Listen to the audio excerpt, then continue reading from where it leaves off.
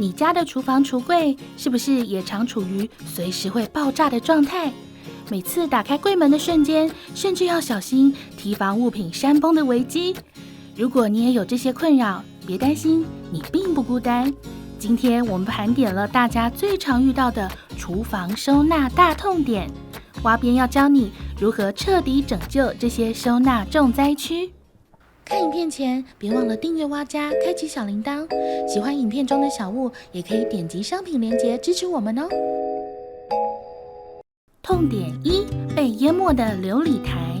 很多小家庭的厨房最崩溃的不是没地方煮饭，而是洗完碗后，流理台瞬间变成了碗盘晒衣场。碗盘排排站，不止占空间，积水还会让台面发霉变黑。原本就不大的工作区，现在连放个砧板的位置都没有。既然横向空间不够用，那我们的收纳逻辑就要转向垂直化。这款水槽上方沥水架，这是小厨房的救急救星。以前洗完碗要东躲西藏找空位，现在顺手一放，水直接滴进水槽里。不仅省下抹布擦拭台面的时间，更彻底告别湿哒哒的烦恼。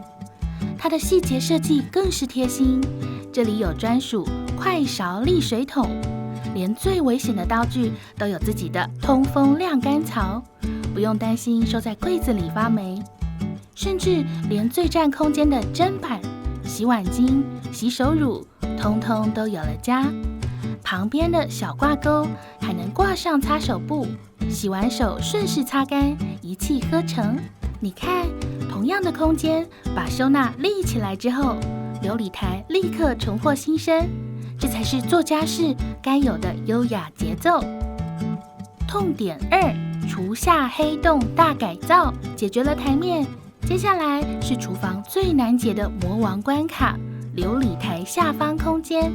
这里因为有排水管挡在中间，空间变得支离破碎。如果不规划，最后只会变成随便乱塞的杂物区。想拿东西，还得整个人趴进去翻。改造第1步，先全部清空，彻底擦拭。接着，我要分享一个资深主妇才知道的房屋神技，就是这款养生胶带，铺在底部。日后油渍或水垢弄脏了，直接撕掉坏心就好了，连刷都不用刷。它连冰箱、蔬果室也能用哦。至于它还有什么意想不到的神级用法，一定要看到影片最后，我会公开这个小妙招哦。回到正题，对抗机灵空间，你需要会变形的层架。这款伸缩层架可以随水槽宽度调整。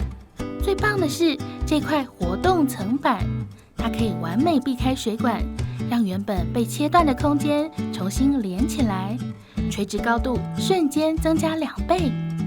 接着搭配收纳盒，下层放调味料的备品，抽拉式设计，再深也能一眼看清。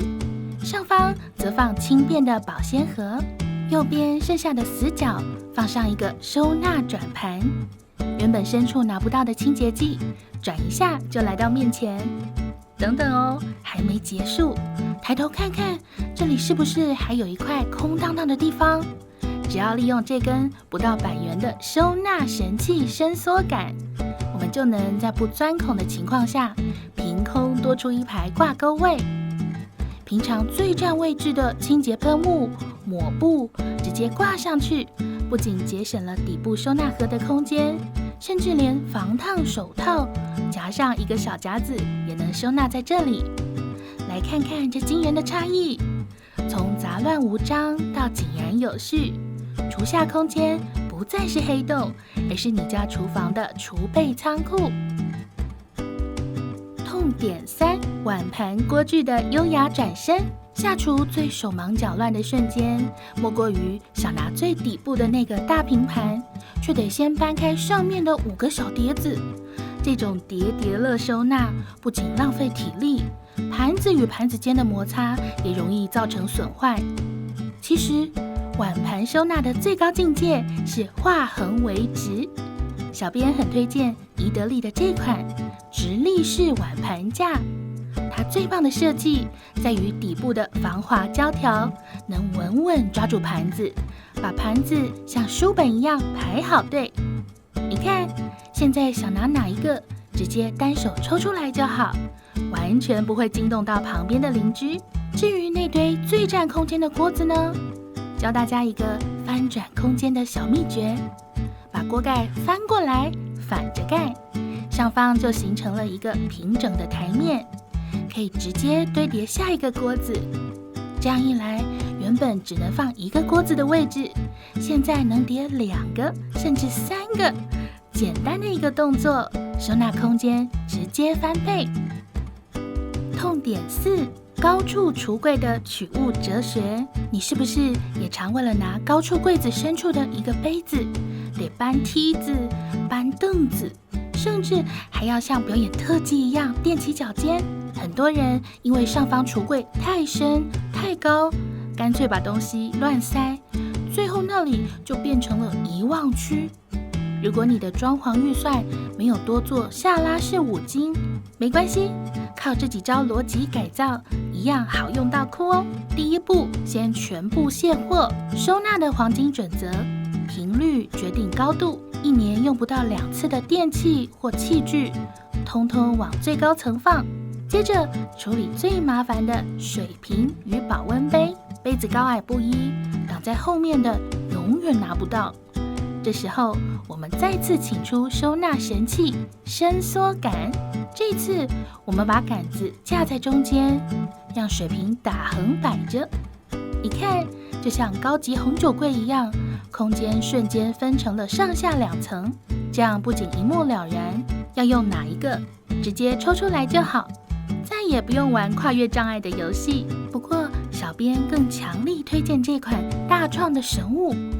它不需要任何技巧，直接放进柜子里就能用，而且它是免安装、免组装，宽度还能随你的橱柜大小自由伸缩。像这样直接摆进去，原本空洞的高度立刻被分成2层。你同样可以把水瓶打横。相比伸缩杆，这种独立的伸缩架承重力更好、更稳固，完全不用担心拿取时会移位。对于租屋族或怕伤柜子的人来说，这款绝对是更方便的作弊级神物。至于马克杯和玻璃杯这种易碎品，最怕推挤，强烈建议使用这种自带把手的收纳盒，选择透明材质是关键，视线直接穿透。如果不是透明的也没关系，贴上标签纸，一样能精准取物，把深处的空间变成抽屉化的操作。想喝哪种杯子，拉开把手就像抽屉一样顺手，这才是高处收纳的正确打开方式。痛点5：深抽屉的临时重组术。打开电器柜下方的深抽屉，却发现里面塞满了各种饼干、罐头和干粮。因为抽屉太深了，我们总是习惯由下往上一直叠，结果叠到最后，最下层的面包直接被遗忘，等到哪天翻出来，早就过期大半年了。这种囤货黑洞的解法，不是叫你不要买，而是要利用可堆叠的透明收纳盒来做垂直分层，把杂乱的零食干粮全部清出来，依照类别分类。第一层放形状固定的罐头，第2层叠上去放最容易被压碎的泡面和零食。要拿取时，直接移动收纳盒，就可以拿到下方罐头，完全不需要把上面的东西全部搬开。从此以后，再也不怕干粮在底下默默过期，省下来的都是冤枉钱哦。